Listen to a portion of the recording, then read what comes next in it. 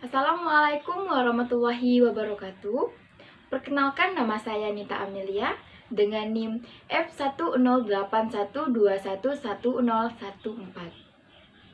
Saya merupakan mahasiswa dari Universitas Tanjung Pura, Fakultas Keguruan dan Ilmu Pendidikan, Program Studi Pendidikan Guru Sekolah Dasar. Pertama-tama, saya ucapkan terima kasih kepada Bu Siti Halijah selaku dosen pengampu mata kuliah pengenalan lingkungan persekolahan, karena berkat beliaulah saya telah dapat menyelesaikan tugas observasi saya di SDN 14 Pontianak Selatan. Baiklah, langsung saja saya akan mempresentasikan hasil observasi saya di Sekolahan Dasar Negeri 14 Pontianak Selatan. Nah, jadi di sini saya melakukan 4 pengamatan, yaitu yang pertama pengamatan kultur sekolah, yang kedua pengamatan struktur organisasi dan tata kerja, yang ketiga pengamatan visi dan misi sekolah, dan yang keempat pengamatan kokurikuler dan ekstrakurikuler yang ada di sekolahan tersebut. Nah, adapun yang akan saya bahas yakni pengamatan kultur sekolah. Nah, di pengamatan kultur sekolah ini ada beberapa aspek. Yang pertama, aspek kegiatan 3S, yaitu kegiatan senyum, sapa, dan salam. Nah, jadi untuk aspek ini ketelaksanaannya terlaksana dengan baik karena terlihat siswanya di sekolah tersebut sangat menerapkan budaya senyum, sapa, dan salam kepada warga sekolah yang ada di setempat dan diterapkan juga kepada yang bukan warga sekolah. Kegiatan tersebut tidak hanya dilakukan oleh siswa saja, melainkan gurunya juga terlihat sangat ramah kepada siswanya dan guru tersebut juga ramah kepada kami. Nah, jadi ketika ia melihat kami, ia langsung memberikan senyuman kepada kami. Nah, kemudian siswa juga memperlakukan kami seperti mereka memperlakukan gurunya. Nah, jadi ketika mereka melihat kami, mereka langsung menghadapi kami dan mengambil tangan kami untuk bersalaman. Dan tak hanya itu saja, antusias siswanya di sekolahan tersebut sangat tinggi karena ketika mereka melihat kami, mereka langsung ingin kami memberikan pelajaran kepada mereka. Nah, kemudian aspek kedua yaitu pengondisian awal belajar di Sekolahan Dasar Negeri 14 Pontianak Selatan, yakni terlaksana dengan baik. Karena pengondisian awal belajarnya itu sangat tertib dan kreatif.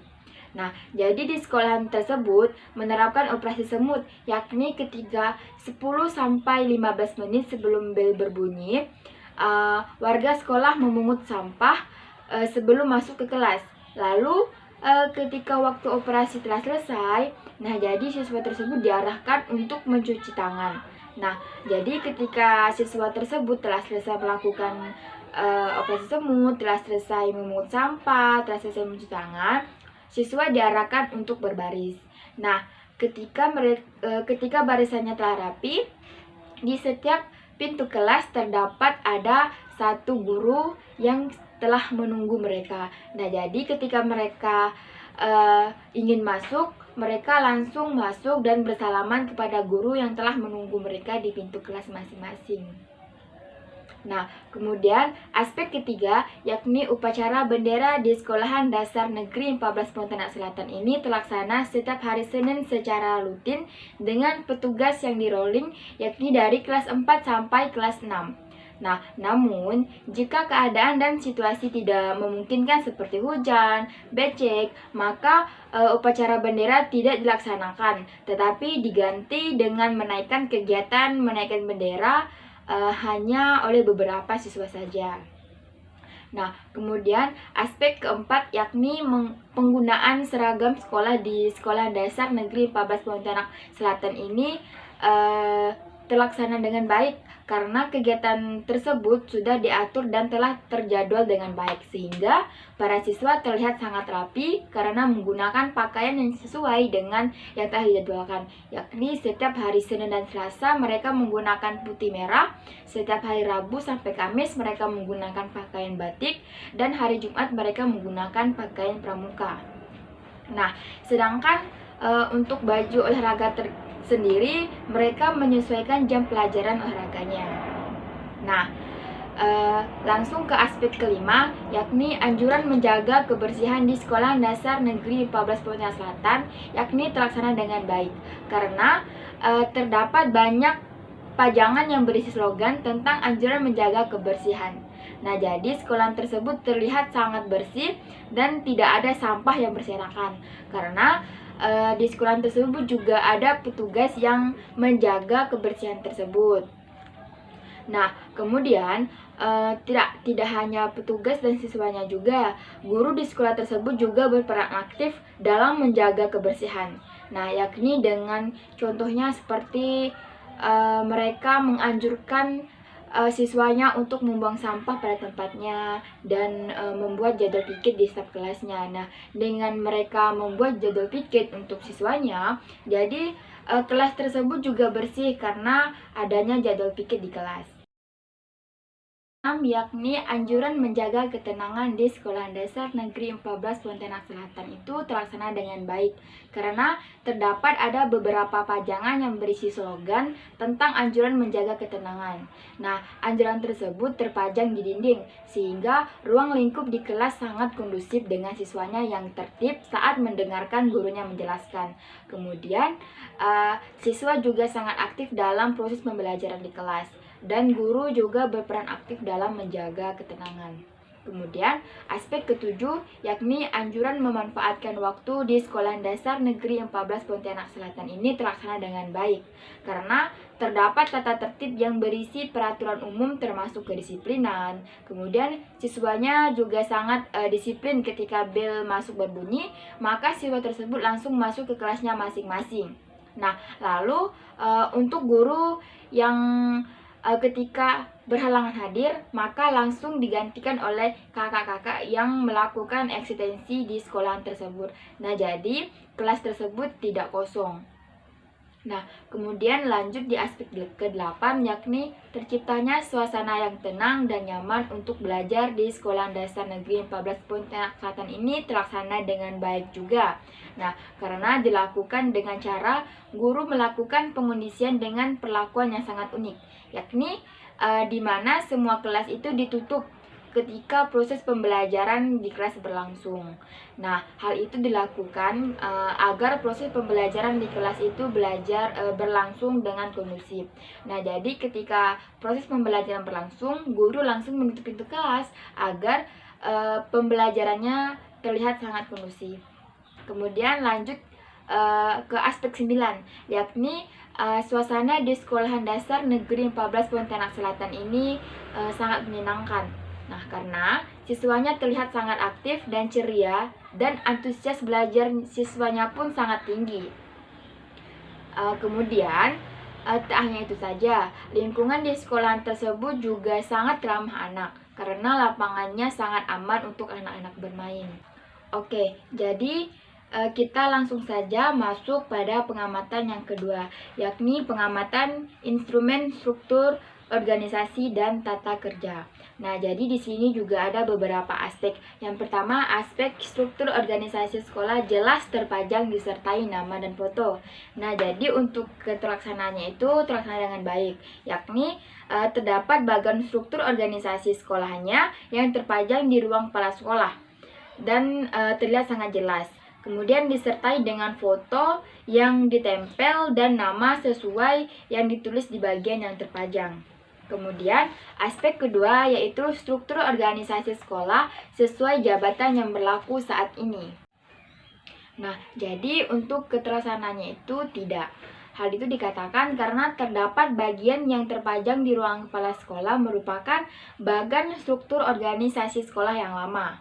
Nah, hal ini dapat dilihat dari nama kepala sekolah yang menjabat dengan nama kepala sekolah yang tertera di bagian struktur organisasi sekolah yang telah terpajang.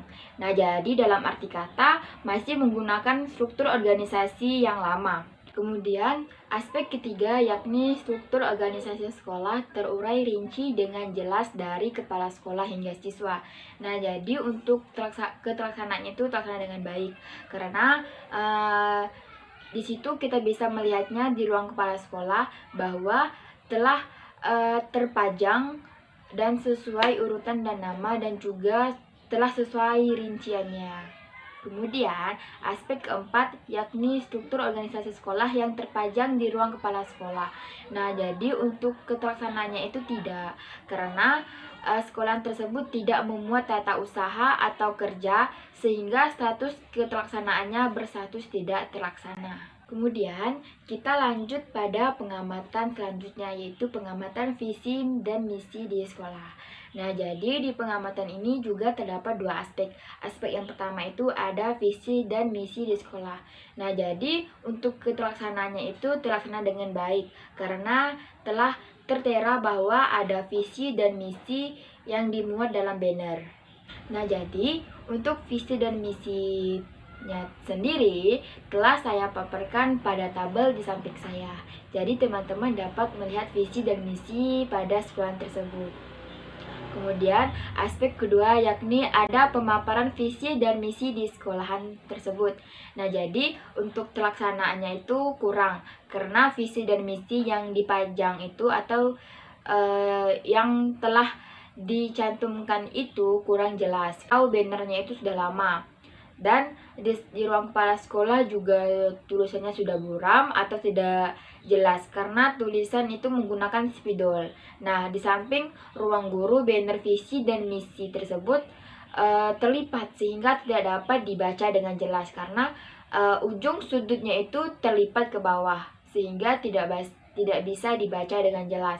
Kemudian di depan ruang kelas sama sekali tidak terlihat karena banner terlipat menutupi semua tulisan visi dan misi. Oke, kemudian kita lanjut pada pengamatan kokurikuler dan ekstrakurikuler. Nah, jadi pada pengamatan ini juga ada beberapa aspek. Yang pertama, kegiatan kokurikuler yang terprogram. Nah, jadi untuk ketelaksanaannya itu kurang baik karena kegiatan tersebut itu pernah ada namun hanya sekitar 3-5 tahun yang lalu. Kegiatan tersebut yakni berkunjung ke museum dan PT Indofood. Kemudian yang mengikuti kegiatan tersebut hanya peserta kelas 5 sampai kelas 6 saja. Nah, jadi kegiatan ini juga tidak berkelanjutan sampai sekarang karena terkendala oleh dana. Kemudian aspek yang kedua yaitu kegiatan ekstrakurikuler yang terprogram di sekolahan. Nah, jadi untuk ketelaksanaannya itu kurang karena untuk kegiatannya itu pernah ada, namun sekarang dan dari masa pandemi tersebut ekstrakurikuler itu tidak aktif sampai sekarang. Kemudian ekstrakurikuler tersebut jikalaupun ada yaitu hanya pramuka dan karate saja. Kemudian aspek ketiga yakni jadwal kegiatan kokurikuler di sekolah. Nah, jadi untuk ketelaksanaannya itu kurang karena untuk ini adanya kelas tambahan untuk kelas 6 yang dilaksanakan setiap pulang sekolah sampai pukul 1 waktu Indonesia Barat. Namun, jadwal kelas tambahan tersebut ini tidak terjadwal dengan tertulis, melainkan hanya melalui secara lisan saja. Kemudian, aspek keempat yakni jadwal kegiatan kokurikuler di sekolahan. Nah, jadi untuk ketelaksanaannya itu juga kurang karena hanya kegiatan pramuka yang dilaksanakan pada hari Jumat yakni pukul 9 sampai pukul 10.30 waktu Indonesia Barat. Nah, namun kegiatan pramuka ini masih belum kembali dilaksanakan. Sedangkan untuk ekstrakurikuler karate tidak terjadwal atau tidak ada jadwal tertulis, melainkan sesuai dengan kebutuhan sekolah saja. Kemudian untuk aspek kelima yakni untuk pembinaan kokurikuler dan ekstrakurikuler secara terprogram. Nah, jadi untuk ketelaksanaannya juga kurang karena ekstrakurikuler dan kokurikuler itu belum terlaksana. Kemudian pada aspek keenam yakni setiap guru menjadi pembina kokurikuler dan ekstrakurikuler. Nah, jadi untuk ketelaksanaannya itu kurang karena hanya beberapa guru yang menjadi pembina seperti sebelum adanya COVID ini ekstrakurikuler pramuka dikoordinator oleh satu pembina yaitu Ibu Ika Mustika Puspadewi. Nah, kemudian untuk aspek ketujuh, yakni setiap siswa wajib mengikuti kegiatan ekstrakurikuler dan kokurikuler. Nah, jadi untuk keterlaksanaannya itu kurang, karena kegiatan tersebut berjalan, maka hanya siswa kelas 3, 4, 5, dan 6 saja yang diwajibkan untuk mengikuti kegiatan tersebut. Di mana kegiatan ekstrakurikuler seperti pramuka itu wajib diikuti oleh siswa kelas 3, 4, dan 5 saja. Sedangkan untuk kelas tambahan wajib diikuti oleh kelas 6. Nah, namun karena ada beberapa kegiatan yang belum dapat berjalan atau diadakan, maka keterlaksanaannya itu kurang baik. Kemudian aspek ke-8 yakni ada pembelajaran di setiap kelas. Nah, jadi untuk keterlaksanaannya itu terlaksana dengan baik karena seperti biasanya dari hari Senin sampai hari Jumat, kecuali apabila hari libur nasional yang jatuh pada hari Senin sampai hari Jumat. Tidak hanya itu saja, ada terjadinya interaksi antara guru dan peserta didik di dalam kelas dengan baik dalam proses pembelajaran. Nah, jadi untuk pembelajaran tersebut dilakukan setiap hari. Kemudian untuk aspek ke-9 yakni ada jadwal pembelajaran tambahan. Nah, jadi untuk keterlaksanaannya itu terlaksana dengan baik karena terdapat jadwal tambahan atau kelas tambahan bagi siswa kelas 6 SD yang akan menghadapi ujian. Kemudian di mana kelas tambahan ini selalu dilaksanakan setiap pulang sekolah sampai pukul 1 waktu Indonesia Barat. Apapun di sini yang dapat saya simpulkan dari hasil observasi saya pada sekolahan dasar negeri 14 Pontianak Selatan ini, banyak hal yang dilakukan di sekolahan tersebut seperti pembelajaran terbuka. Kemudian adanya guru yang mengajarkan dan ditambah lagi dengan siswa-siswa yang sangat sopan dan ramah sekali kepada warga sekolah. Namun, tidak terlepas dari semua itu, pasti terdapat adanya visi dan misi yang membuat sekolahan itu menjadi cemerlang. Nah, sehingga guru mengajarkan siswanya itu sesuai apa yang telah direncanakannya, yakni sesuai kurikulum yang berlaku dan visi misi yang telah dirancang. Kemudian, saya juga dapat mendapatkan kesimpulan juga bahwa setiap guru yang menebarkan kebaikan dan mengajarkan hal-hal yang baik kepada muridnya, maka muridnya juga akan menerima dengan baik. Oke, terima kasih. Mungkin itu saja yang dapat saya sampaikan. Saya Nita Amelia, saya pamit undur diri. Jika ada kekurangan atau salah kata, saya mohon maaf. Saya akhiri. Wassalamualaikum warahmatullahi wabarakatuh.